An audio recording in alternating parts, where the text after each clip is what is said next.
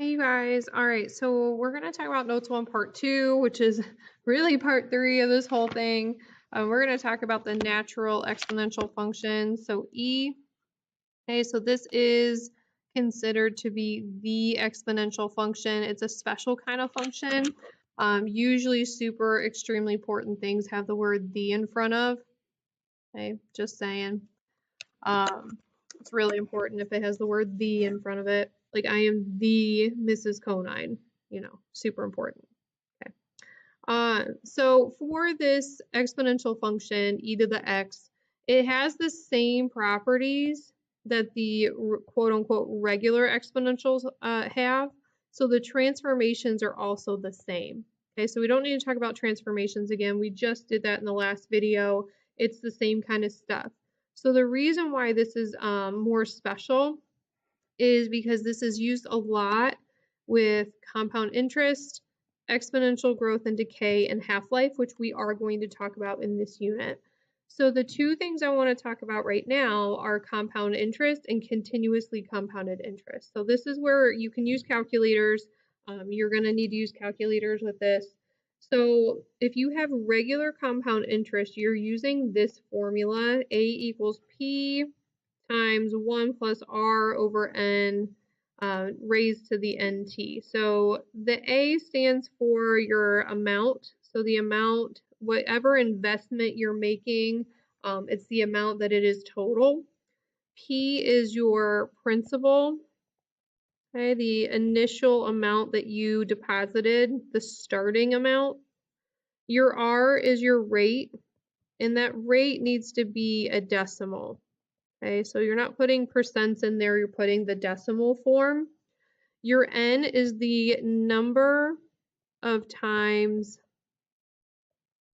that you're compounding, so number of times you're compounded in 1 year. And then T equals the time, and it's usually given in years. Okay, so that's for compound interest. That's regular compound interest. You know the difference because the other formula has this other word continuously in front of it. Okay, so this other word right here, continuously, tells you that you have to use this special formula. And we usually say A pert because it's A and pert. So the A here still means amount.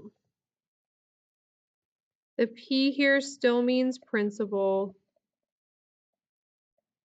R is the same, and that does still need to be in a decimal. And then your time is typically in years. Okay, but the special thing is that you have this principal multiplying this E with these two pieces in the exponent. So we're gonna practice this together. You'll do a few examples on your own, but we're gonna do this together. So for example 1, it says find the amount after 3 years if $1,000 is invested at an interest rate of 12% per year. So for part A, it says compounded quarterly, and for B, compounded continuously. So for part A, we're using the regular formula above. Okay, so I always like to identify what I have. So I have P equals 1,000 because that's how much I started with. My R is the 12% per year, but remember that needs to be a decimal, so 0.12, divide by 100 or move the decimal over. And then our T here is 3 years, and the biggest piece here is what is N? So N is your compounded quarterly. So if you are a sports person, there's 4 quarters in a football game, technically 4 quarters in a basketball game. They don't call them that, they call them something else. If you're a money person, you have 4 quarters in a dollar. It means that you're dividing something into equal sections of 4. So whenever you see quarterly here, you know N equals 4. Okay, 4 times in a year, 12 divided by 4 is 3. So every 3 months, you're going to get your interest compounded. So using this formula, we're going to see what the amount is after that time. So 1,000 parentheses 1 plus my rate over 4 raised to the n times t. Okay, so 4 times 3. And then we're going to use a calculator, and just, I don't want you plugging the whole thing into the calculator at once. So this is how I recommend you do it. So this is what we're given. I'm going to split my screen here. So this is our formula. I would do 1 plus my 0.12 divided by 4 when you get your 0.03. Raise it to the exponent. The exponent here is 4 times 3, which is 12. If you need to put the 4 times the 3 in there, do it. Get your answer, and you get this crazy decimal. You need the whole crazy decimal. You need that number. So now you're just going to multiply by 1,000 or whatever the principal is. So now you get this number to the nearest cent, which is 2 decimal places. So we have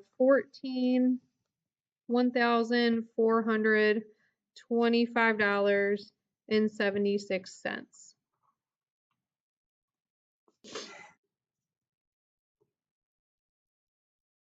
All right, so this means that this person, if they started with $1,000, they earned $425.76 in interest. Okay, so that's what we're looking at here for compounded quarterly.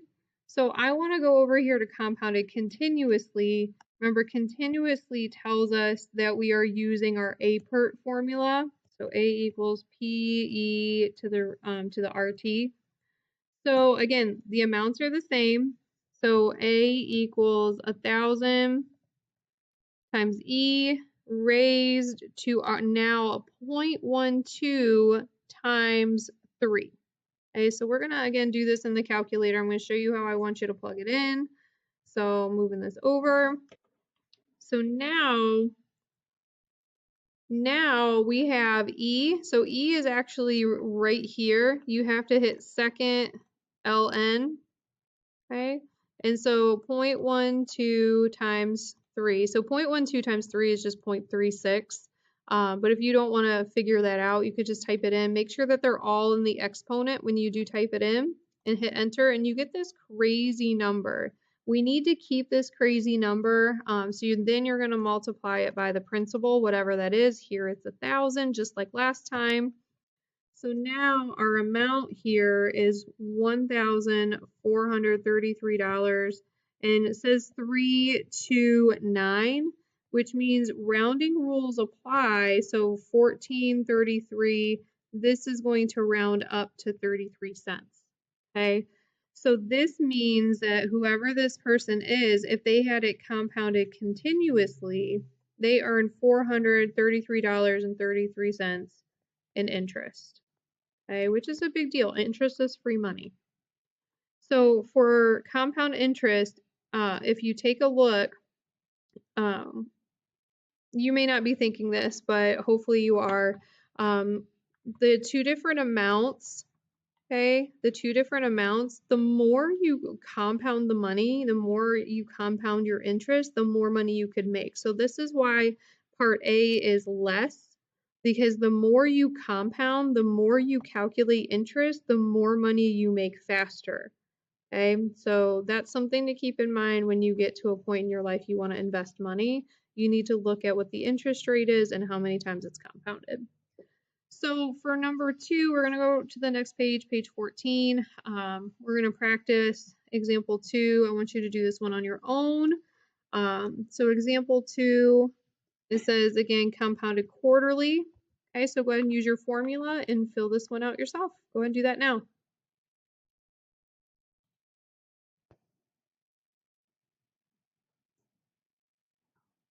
All right, so we have this answer right here. Principal's 4,000. Our rate is 0.06. Compounded quarterly means 4. Time is 5 years. So when you do this in the calculator, you should get $5,387.42. Okay, so I want to take a look at example 3. The thing that's different here is compounded monthly. Sorry, compounded monthly. So if you're looking at compounded monthly, again, if compounded quarterly is 4 times a year, then compounded monthly, you have 12 months in a year. So you're compounding your interest 12 times. Okay, so your N is going to equal 12. If quarterly is compounded 4 times, 4 quarters in a year, 12 months in a year, that means it's compounding 12 times. So I want you to go ahead and finish example 3 on your own. I want you to find the amount after 7 years. Go and do that now.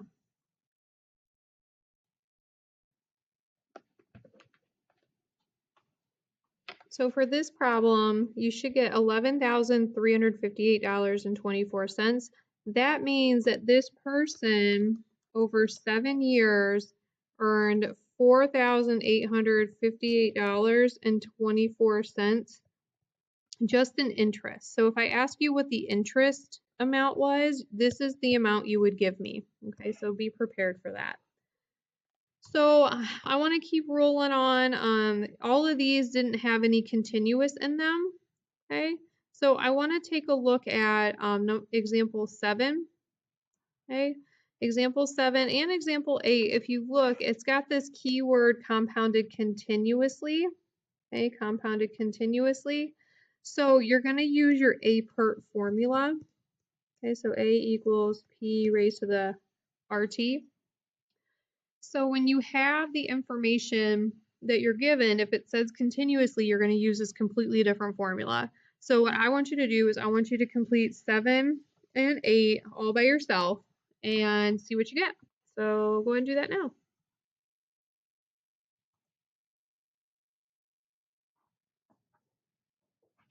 All right, so for example 7, you should get $194,554.70.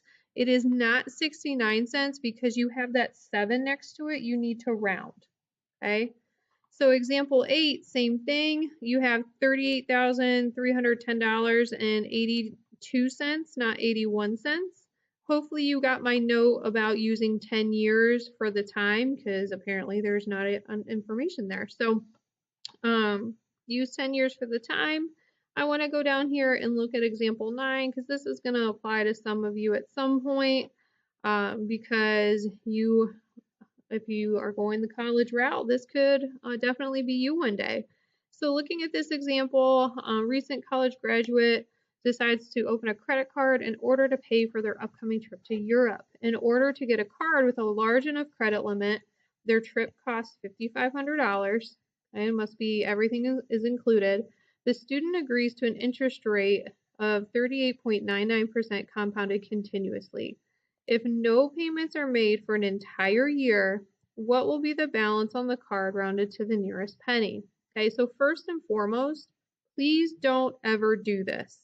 Okay, this is a ridiculous interest rate, way too expensive. Okay, don't charge an entire trip. If you don't have to charge it, don't do it. Okay, that is just my 2 cents. I teach consumer math. That is my professional opinion. Please don't do this. Now for the problem, you have compounded continuously, which is your A-PERT. Okay. Your principal is the amount of the trip. Your rate is this ridiculous rate that they give you at 38.99%. And then the time is tricky here. That's in the question for an entire year. So for 1 year, if you don't pay this bill for 1 year, not only will the credit card company be super upset with you because you haven't made a payment in 12 months, but you're accruing interest on interest. Okay, so we're going to take a look at what that looks like. So 5,500 times E raised this 0.3899 times 1, which we know what that is. So when you do this in the calculator, okay, I still have my calculator over there. We've got second ln, so we have our E, 0.3899. You need the whole decimal. So this crazy number here, we're going to multiply that by our principal of 5,500. So if you did this and you didn't make payments for an entire year and you're compounding continuously, your trip would actually cost you $8,122.58 just because you chose to charge it. You're paying the credit card company, okay? You're paying the credit card company interest on this trip. The interest that you're paying, you've paid the credit card company $2,622.58 for being able to use the card for your trip. Okay. I wouldn't do it. That's a lot of money to be paying the credit card company. Okay. So while your trip cost you $5,500 to begin with, you're paying an additional $2,600 to the credit card company because you chose this interest rate compounded continuously and then were irresponsible and didn't make any payments. Okay. That's just my 2 cents. I wouldn't do it. Okay. So let me know if you have any questions. That's compound interest. We're going to stop there. So I'll see you later.